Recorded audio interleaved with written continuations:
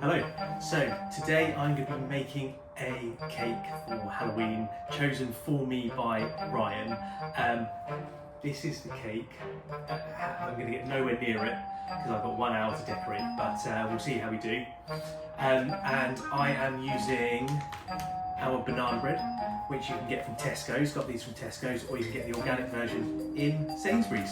So, start with bananas. Use 3 large ripe bananas per. I'm going to be making 2 for this one, just because I need to pop it in this dish, so it needs to be a little bit bigger than usual. So let's crack on with that. I'm not confident about this cake, I'm afraid. I normally do okay, but Ryan has chosen one that for an hour's worth of decorating is probably near impossible. Remember, I come up with the recipes, I'm not a decorator. So Julianne normally does the best with these ones, and obviously Ellen is super competitive as well, but well, we'll see how we go. Okay, so that's 3, and then we need another 3 of the bananas. Now when I do mine, I'm going to add a little bit extra as well, because it's Halloween. I want to try and put some blood in there. So I've got some jam that I'm going to pop in as well. And it just means that when you cut into it, hopefully you get that sort of red oozing blood, which is super Halloweeny. So bananas are all in. Bush, boom, boom, boom. Now these need a good mash to start with before I mix it. So I'm going to get my fork. There's all the bananas there, so we go. The reason these are a little bit tougher is because I bought them today, so you'll see they're pretty yellow. When you're making banana bread at home, you want browner bananas, okay? Not only do they taste better, but they're softer, so it's a lot easier to mix. You'll see I'm struggling a little bit with these. Now, I've got an electric whisk, so when I do end up making it up, it's going to mash it all up, but at the moment, these are a little bit hard.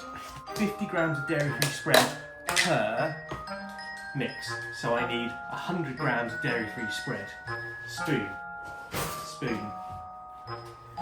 We go with Vitalite. We love Vitalite, always top notch for our baking mixes. And now whiz these together.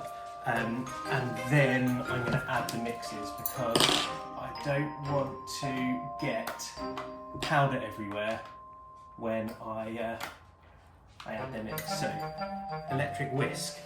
We'll take that off there. Ready for it? In we go.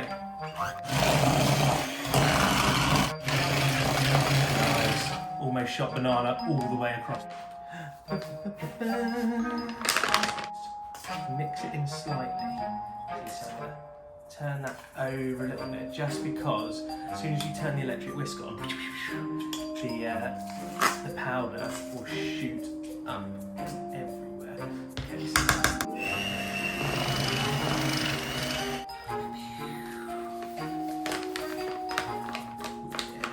ready.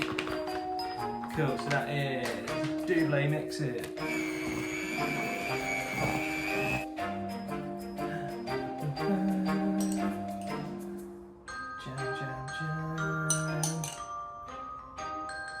Nice. Okay, so I think that's going to be enough.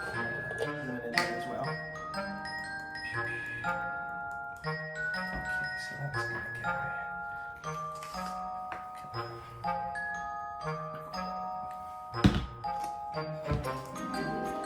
Fill that up nicely.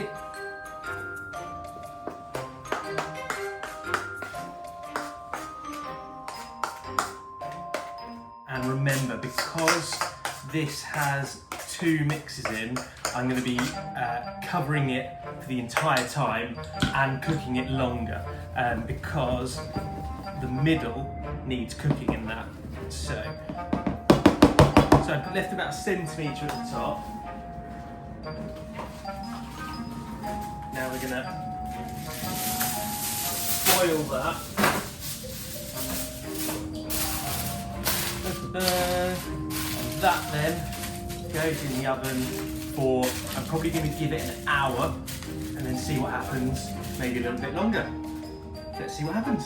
Hey, so I have my banana bread that I've taken out, I've cooled it in the fridge, so it's time to start icing it to look like the cake that you saw at the beginning of the video, which is horrendous for me to do in 1 hour. So I'm going to be doing some buttercream. I'm going to have to do different colours of buttercream, so that's going to be interesting.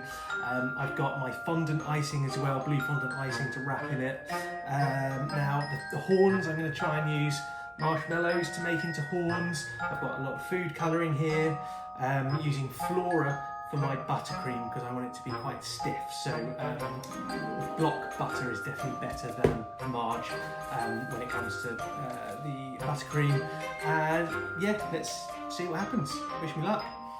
Right, I'm just about to do up the eyeballs. I don't have the orange that's in the image, so I'm going to be using red, but I think, you know, that gives them that whole bloodshot look, so I think it could work with it.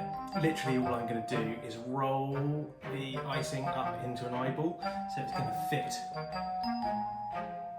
in there, and then add a little bit of black fondant on to there for the actual iris of the eyeball. So yeah, let's see how that goes. That might look quite good. So for my horns, I'm going to try and cut marshmallows into horns, and I've got some chocolate melting in the microwave, and that's going to be the black bit. So I'm going to sort of try and shape a horn. Kind of looks like a horn, and then I'll dip that in the chocolate, and that can go on top of his head. So, see what happens. Well, it may look absolutely terrible and nothing like what it was meant to.